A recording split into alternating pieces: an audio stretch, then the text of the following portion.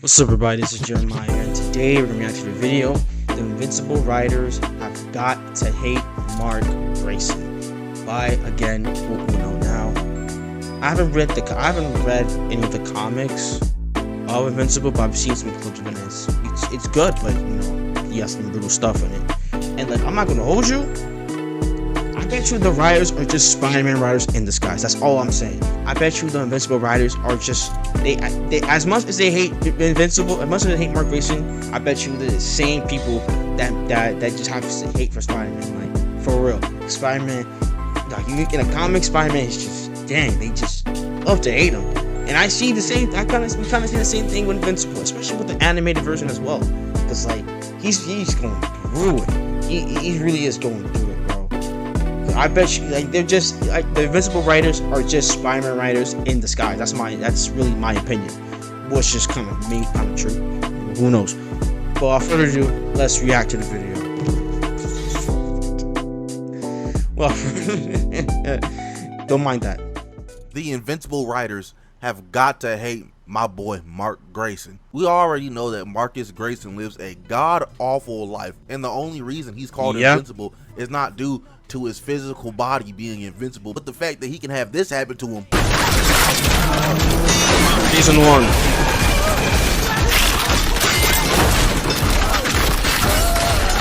And get back up. Because today we're going to be talking about Mark Grayson's low down, rotten, terrible life in the comics. And there's a very specific run I'm going to talk about. So this is a spoiler warning for the Invincible comics. I'm not trying to hear nobody mouth in the comments. So you can click off this video, but while you clicking off, go on ahead and leave that like. And if you're staying, leave that like and subscribe too. And the run in Mark's life that I'm talking about is not that specific scene you are talking about. If you've read the Invincible comics, you probably know what I'm talking about. I'm not going to touch that with a 10-foot pole, twin. But it did happen damn near immediately after. Because I'm telling you, man, Robert Kirkman, Corey Walker, and Ryan Ollie sit in a room and they're like, how are we going to make Mark want to deep throw the shotgun this month? Oh, I know. Here's how. A little bit of setup before I get to where I'm actually going to. Eve is pregnant. Then, all of a sudden, Angstrom Levy pulls up on her, rips her leg off, and then Adam Talk No Jutsu's that nigga out of there. Eve goes to the hospital, fixes her leg, they got a baby. And then all of a sudden, again, that boy Robot decides, you know what, I'm gonna just take over the Earth. But it's not like a hostile takeover, it's more of a, he is actually genuinely helping, but no one has free choice. Like a Superman dictatorship, minus the Superman. Injustice so now Superman. Eve and Mark don't feel safe at all on Earth, so they decide, hey, let's hit up Alan, let's go to the coalition of planets home base and let's just live there. They also named their daughter Terra, their own little piece of Earth while they're, not on Earth anymore. But I love seeing Mark and Eve be parents, man. It's just crazy to see. We saw this nigga go from high school to having a whole ass kid. That's nuts. But while they're settling in, Alan gives Mark some work. He has a job to go do with Oliver. Yeah, that boy is grown as hell now too. Because Thrag got done beating the brakes off of Battle Beast, pouring out for a real ass nigga. But I know y'all see that boy Thrag. He got that shit on. Battle Beast dead ass carcass skin. Nah, that's tough, bro. You beat it Battle Beast, and now he's wearing an accessory. That's tough. That is tough. And flayed laid across his shoulders, and we know Thrag gotta keep the crispiest end up at all times. He got the best barbers in the universe on speed dial, ready at any given moment. I mean, this the sauciest Freddie Mercury has ever looked. Now Oliver and Mark are on this planet searching for Thrag.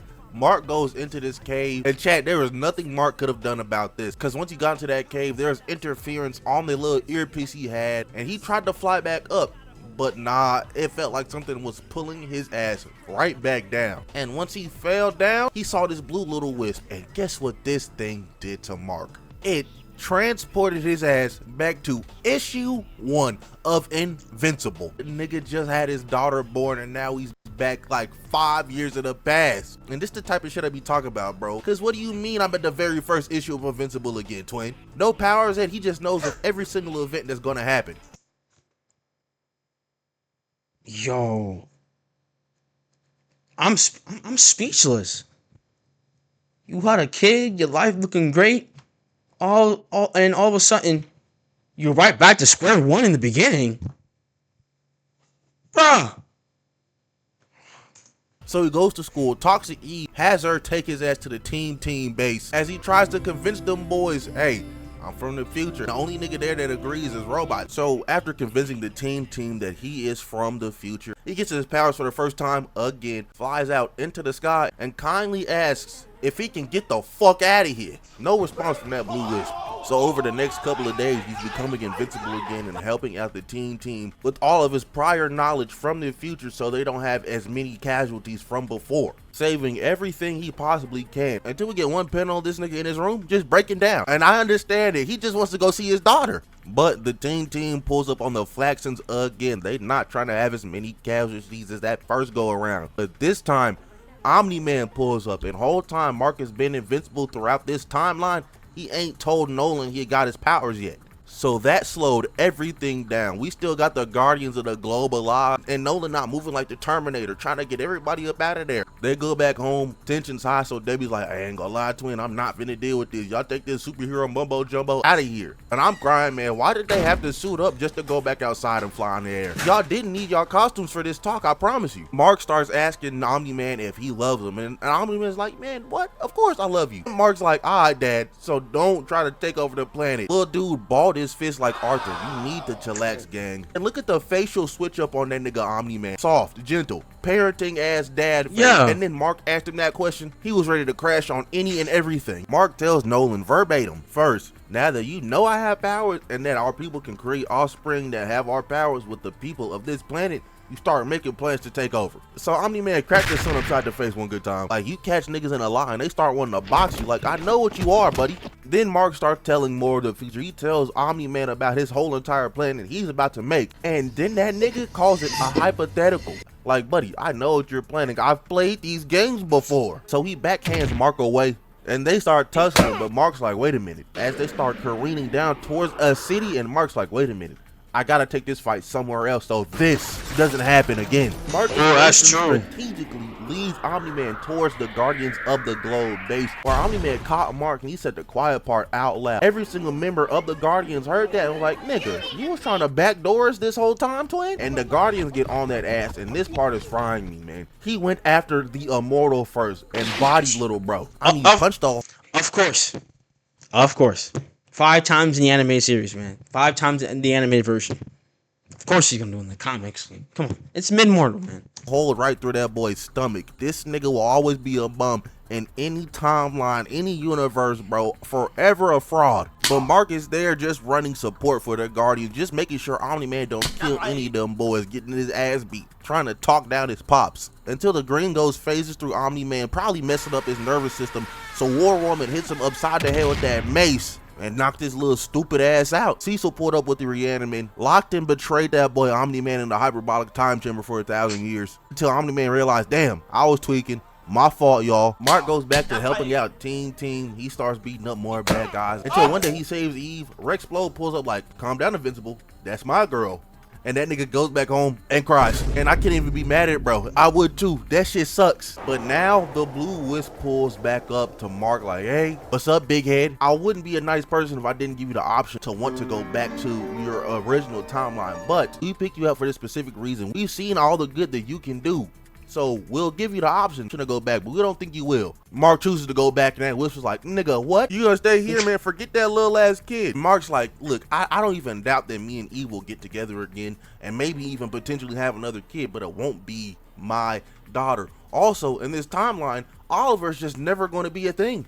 So after the Wisp finds out it got the wrong nigga in Invincible, it sends Mark back to his timeline. Now that Mark is back in his own timeline, he flies as fast as he can, go back to his cribbo so he can see the love of his life and his baby girl. He sees Eve chilling on the patio, hugs her, and even Schmeckledorf perplexed. Then he asks where Tara is, and Eve tried to warn that nigga, but Tara came outside and oh nah. She is grown as hell, little dude up walking and talking, man. What's up, everybody? Enjoying the video? That's great. Make sure to like, comment, subscribe, and turn on notifications so when you know I upload another video. Also, tune into the live streams. We're live on YouTube, Twitch, and Kick. So pull up on either one of them that seems fit for you. Without further ado, let's get back into the video. Fuck! It's been 5 goddamn years. I want y'all to understand, he missed his daughter's first everything. First walks, first talks, nigga, first day at school, and it wasn't even all that to... You tell me this blue stupid whiz forced you to just relive your old past life since issue 1. You got back to your old timeline, and you missed 5. Yo, I would have been so upset. 5 whole years. His daughter must be like 5 or 6 years old at this point. 5 to 6. Or 5 years old, pushing on to 6 years old. No, I would be upset. I would absolutely be upset about this. I would really be upset. 5 years? I missed my daughter growing up. Nah, that's too much. Too much.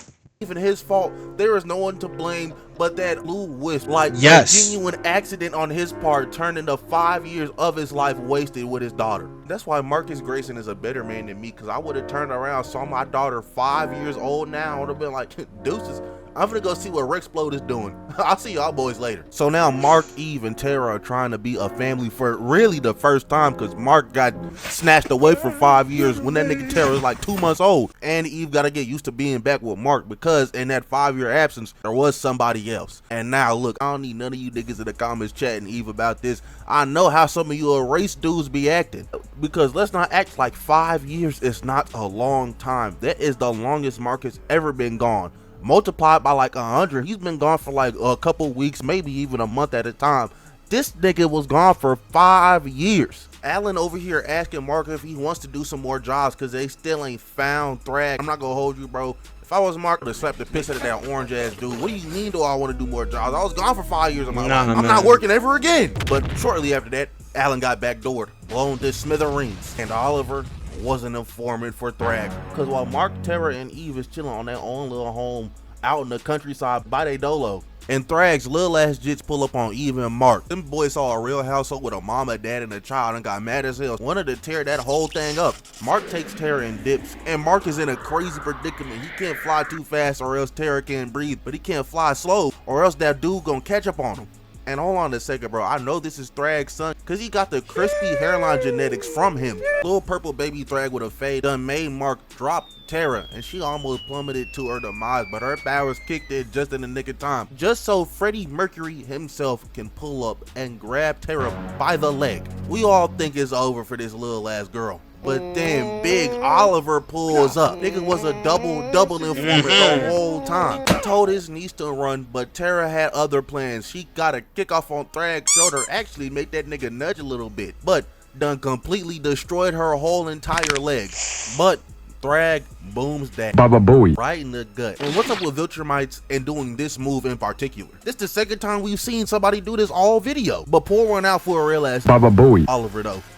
Thrag's grown ass over here threatening Tara now that Oliver's out the way, but Mark has his son by the bootstraps saying, hey, let my daughter go, I'ma let your son go. And Thrag, thinking Mark was pussy or something, was like, you're a hero. You're not about that life. You're not gonna blow your gun. Mark blew his gun. I mean, Swole's little bro's neck like a goddamn gusher. And that's what I'm talking about. Don't ever play on my boy Marcus top. But he did indeed rip Eve and Mark in half and dipped because he thought they were dead. They thought they were cooked too, but Eve regenerated them both back from the depths of death.